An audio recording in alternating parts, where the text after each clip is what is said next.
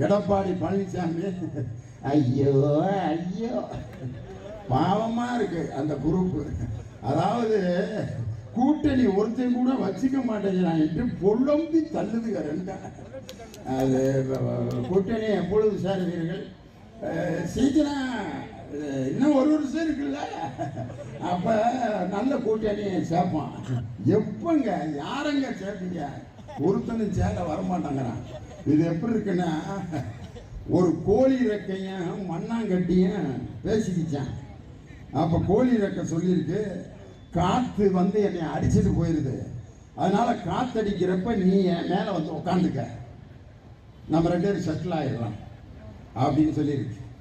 அப்புறம் மண்ணாங்கட்டி என்ன சொல்லியிருக்குன்னா, மழை பெஞ்சா நான் கரைஞ்சிடுவேன்ல, மழை பெஞ்சா நீ கீழே போயிரு, நான் மேலே வந்துடுறேன், உன்னையே நான் காப்பாற்றுறேன் அப்படின்னு ரெண்டு அக்ரிமெண்ட். யார்? அதிமுக பாஜக கூட்டணி கொடுத்தேன். மண்ணாங்கட்டி கோழி ரெக்கை.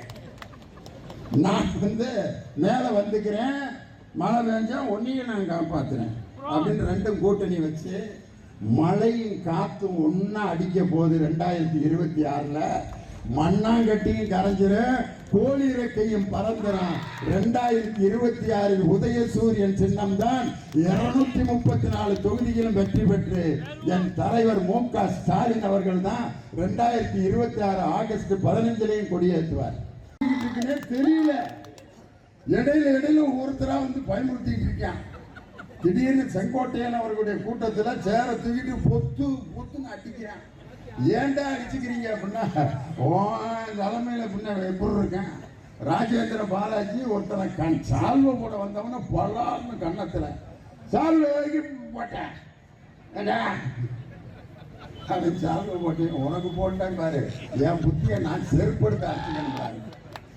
இப்படி ஒரு கட்சியை நடத்தி கொண்டிருக்கக்கூடிய எடப்பாடி பழனிசாமி என் தலைவரை பார்த்து சவால் விடுறாரு.